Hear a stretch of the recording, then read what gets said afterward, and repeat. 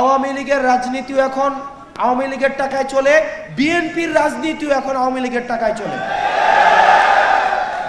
সব দলের রাজনীতি এখন আওয়ামী লীগের টাকার কাছে বিক্রি হয়ে গিয়েছে। আপনারা ভুলে গেলে চলবে না, আওয়ামী লীগকে আমরা কার্যক্রম নিষিদ্ধ করতে পেরেছি, কিন্তু আওয়ামী লীগকে যারা ডোনার, আওয়ামী লীগের যে ফাইন্যান্স, আওয়ামী লীগের যে অর্থ ব্যবস্থা, সেই অর্থ ব্যবস্থা কিন্তু এখনো পর্যন্ত ইনট্যাক্ট। আমি যেহেতু কুমিল্লাতে আছি, কুমিল্লার অনেক উপজেলা রয়েছে, সেই উপজেলার আওয়ামী লীগের রাজনীতিও এখন আওয়ামী লীগের টাকায় চলে, বিএনপির রাজনীতিও এখন আওয়ামী লীগের টাকায় চলে। এখানে বিএনপির আপনারা যারা রয়েছেন, আপনারা আমাদেরকে শত্রু জ্ঞান করেন না, এটা আমি আপনাদের ভালোর জন্য বলছি। কুমিল্লার অনেক উপজেলা রয়েছে যেখানে সব দলের রাজনীতি এখন আওয়ামী লীগের টাকার কাছে বিক্রি হয়ে গিয়েছে।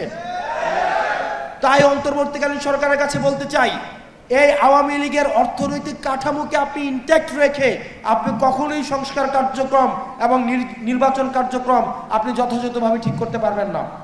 এবং বিএনপির নেতাকর্মী, ত্যাগী নেতাকর্মীরা এখানে যারা রয়েছেন, আপনারা কি অস্বীকার করতে পারবেন আওয়ামী লীগের যে পরিমাণ টাকা তাদের রয়েছে অবৈধ উপায়ে ইনকাম করা, আপনি যে ফেয়ার ইলেকশনে আপনি সেখানে যথাযথভাবে আপনি কম্পিট করতে পারবেন? কোনোভাবেই সম্ভব না।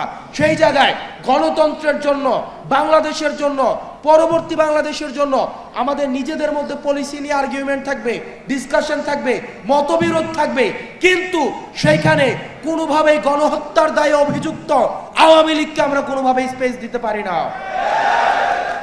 সেজন্য অন্তর্বর্তীকালীন সরকারের কাছে আহ্বান জানাবো, আওয়ামী লীগের যে অর্থনৈতিক কাঠামো রয়েছে, আওয়ামী লীগের যে সাংস্কৃতিক কাঠামো রয়েছে, আওয়ামী লীগের অপরাধের বৈধতা উৎপাদনের জন্য যে সাংস্কৃতিক বাহিনী রয়েছে, আপনি তাদের সম্পদকে বাজেয়াপ্ত করে সেগুলো জনগণের কল্যাণে সেগুলোকে নিয়োজিত করুন।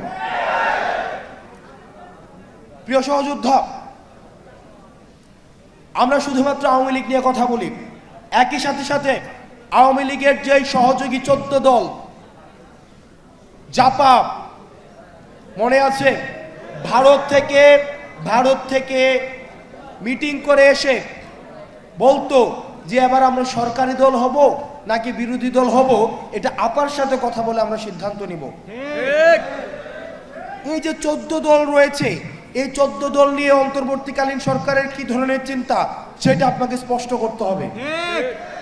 আমরা অন্তর্বর্তীকালীন সরকারকে আমরা সহযোগিতা করতে চাই, কিন্তু আমরা আশাহত অনেক কাজে। আমরা এখনো পর্যন্ত বিচার দেখি নাই, এখনো পর্যন্ত আহতদের সম্পূর্ণ পুনর্বাসন দেখি নাই, কর্মসংস্থান দেখি নাই, এখনো পর্যন্ত বিচারের কোনো অগ্রগতি হয় নাই। আওয়ামী লীগ নিয়ে আপনারা যতক্ষণ না পর্যন্ত আমরা রাস্তায় নেমে এসেছি, ততক্ষণ পর্যন্ত আমরা আপনাদের কোনো পদক্ষেপ দেখি নাই।